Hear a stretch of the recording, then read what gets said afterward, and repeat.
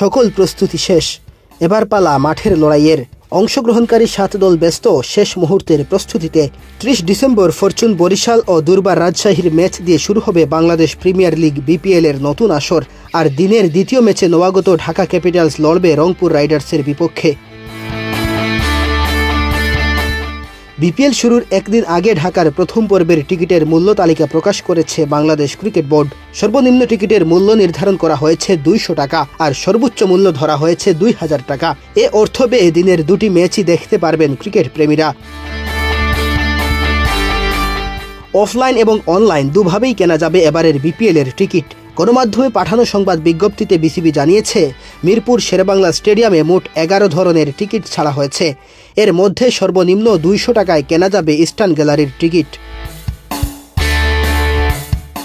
আর সর্বোচ্চ 2000 টাকা খরচ করতে হবে গ্র্যান্ড স্ট্যান্ডের টিকিটের জন্য। গ্র্যান্ড স্ট্যান্ড ও ইস্টার্ন গ্যালারির অবস্থান পিচের দুই পাশে। বোলিং ও ব্যাটিংয়ের প্রান্ত স্টেডিয়ামের সাউথ ও নর্থ অংশে। এ দুটি অংশের গ্যালারিগুলোতে 300 থেকে 1000 টাকা পর্যন্ত দামের টিকিট পাওয়া যাবে।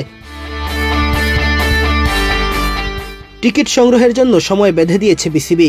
মিরপুর স্টেডিয়ামে বিসিবির নির্ধারিত বুথ থেকে টিকিট ক্রয় করতে পারবেন দর্শকেরা। বুথ ছাড়াও সরাসরি অনলাইনে টিকিট কেনা যাবে।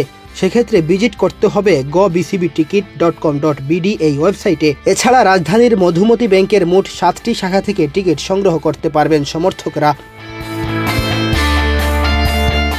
শাখাগুলো হচ্ছে মিরপুর 11, মতিঝিল, উত্তরা জসিমউদ্দিন, গুলশান, ধানমন্ডি, কামরাঙ্গীর চর ও পল্টনের ভিআইপি রোড। বিসিবির পক্ষ থেকে কোনো আনুষ্ঠানিক ঘোষণা আসার আগেই সকাল থেকে স্টেডিয়ামের আশেপাশে ক্রিকেট ভক্তদের ভিড় লক্ষ্য করা যায়। টিকিটের বিষয়ে বিসিবির পক্ষ থেকে স্পষ্ট করে কিছু না বলায় ক্ষোভ প্রকাশ করেন তারা। পরে টিকিট প্রত্যাশী দর্শক টিকিট নিয়ে বিসিবির অবহেলার বিরুদ্ধে মিছিলও করেন। মেহেদী হাসান তালহা, বাংলাদেশ প্রতিদিন।